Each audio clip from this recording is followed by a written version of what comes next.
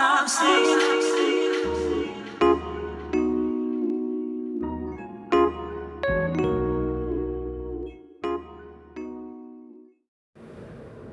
Hello, besties. Thank you for stopping by my channel. My name is Jenna Lee, the best friend you always wanted. And today, I'm going to review an interview with Derek Jackson's ex-wife, Denia.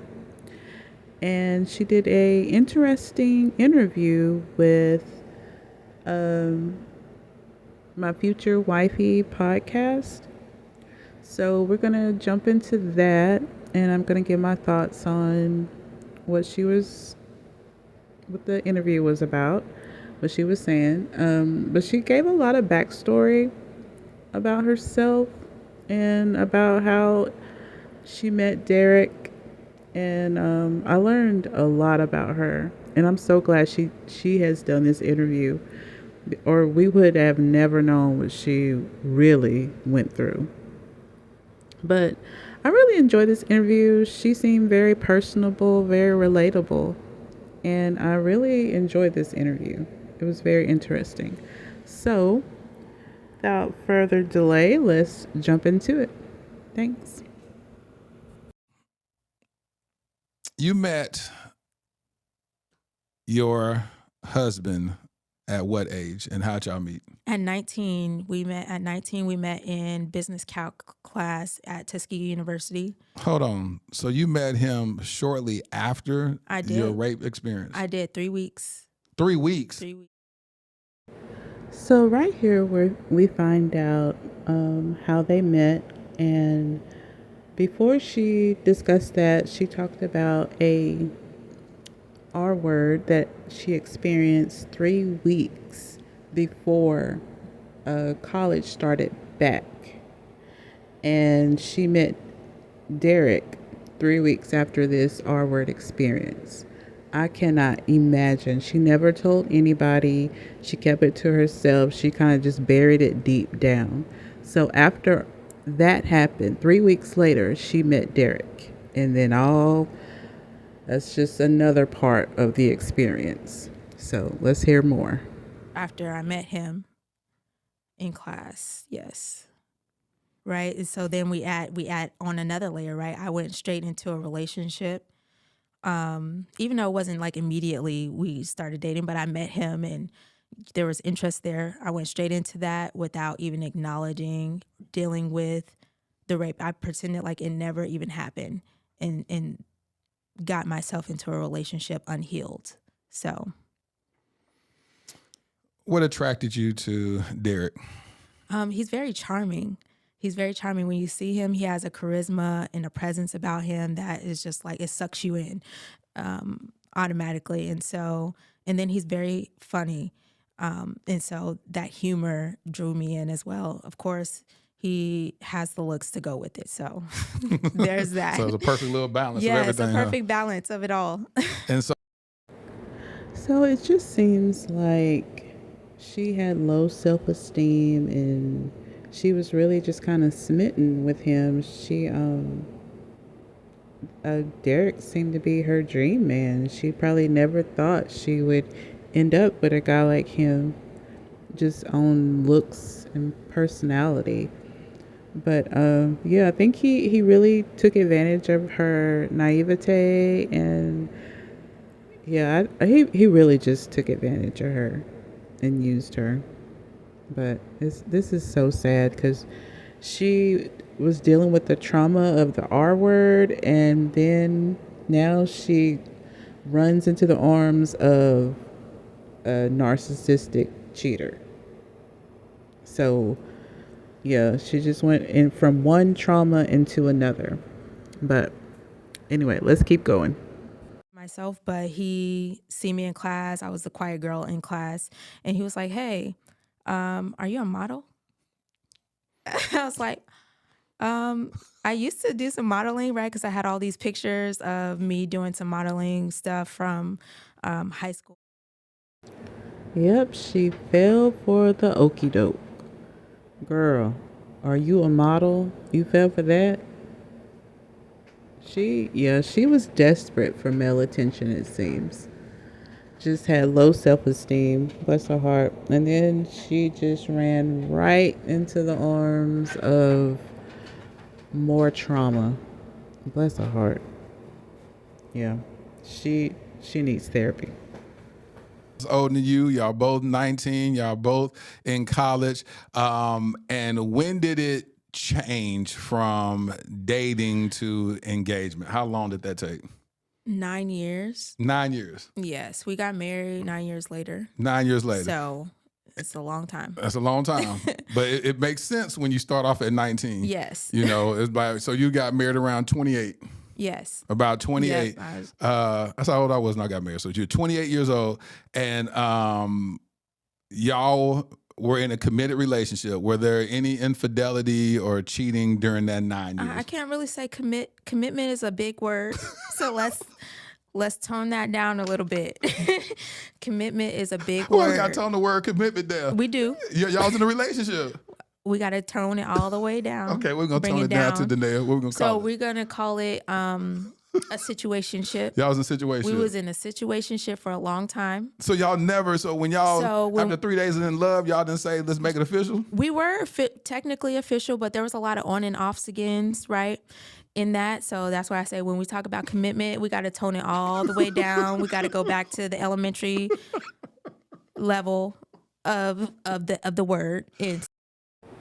She keeps joking around with how things were going and his cheating and all that and the back and forth and the on and off again, but you can tell she's really been hurt.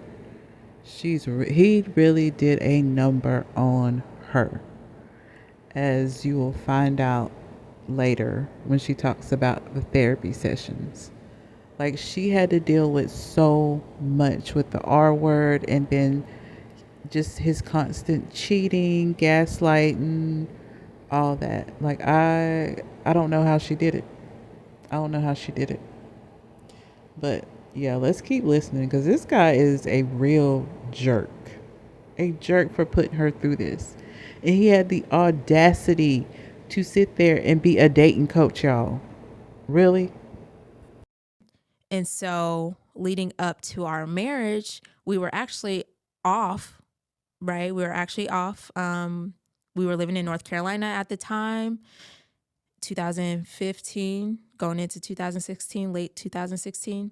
We went our separate ways because there was other people involved, and there had already been other people involved even in college, right? And so be specific. Other people, what you mean? Other women actually asked for me to marry him, and here I go, just bringing up all this stuff from the past, and would you say he was on his best behavior during that time?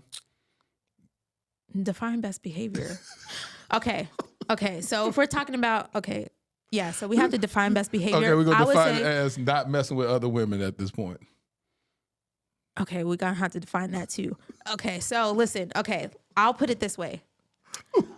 Were there women that he had still had contact with in some way, that he's had a sexual relationship with or some sort? Those people were always there. He was always constantly having at least a minimum a dialogue with them. Okay. Like if they were friends. And was it discussed that he would no longer have those conversations with people in whom he had sexual relationships with? No, so that wasn't discussed until after I left the marriage for 8 months. That wasn't discussed until after that. So, but going into marriage, no, there was not really a dialogue about like, hey, all these people that you've had a relationship with or whatever in the past, like all of them need to cut out. You ain't no friends.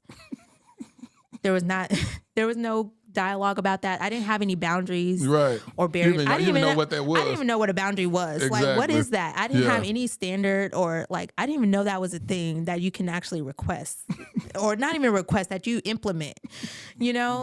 So, yeah, there was none of that. So, was there people that he had at least at minimums conversation with, that he has had sex with or has some type of dealings with? Those people had always been there at minimum in conversation form. So from what I can tell from this interview, Derek was just a cheater from beginning to end, and he put her through it. You hear me? She probably came close to having a mental breakdown at one point. She said she was seeing three therapists, and she finally narrowed it down to one. And in this interview, she joked around a lot. She was laughing, but you can tell that's to cover up the hurt. He really did a number on her. You can tell she loved him. She idolized him. You can tell. And he just ran all over her. All over her. So I really hate it for her. She seems like a very nice very nice woman. And I hate that he put her through it and left her with the kids. And now he's still out here, y'all, giving advice, giving dating advice, which he gives good advice. But you can tell, I think he's projecting. He knows so much about bad relationships because he makes bad relationships.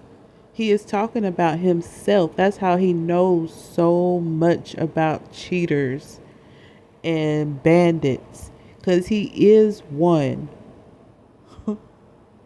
This is crazy. This is absolutely crazy. But I'm so glad that Denia is on the path to healing. She seems to be like she's still in therapy. And I hope she just keeps getting better. I mean, she's at the point where she can laugh about certain situations. But I really think it's just that mask the hurt that she's going through. If you get nothing else from this story, get that you need standards, boundaries, expectations in a relationship. Don't let anybody run all over you. Don't let anybody just beat you down mentally like he did to her and gaslight her and turn everything back on her. This is crazy. I can't imagine going through what she went through. But it all, like, she never healed from the R word. She had so much trauma, and then she just went from one trauma to another. But I'm so glad she got away from him, y'all. I would love to hear your thoughts on the situation. And don't forget to like, share, subscribe, comment. And I'm a new YouTuber. I'm trying to build my YouTube channel, and I would love your support. So please don't forget to subscribe if you haven't already. And I will catch you in the next video. Bye.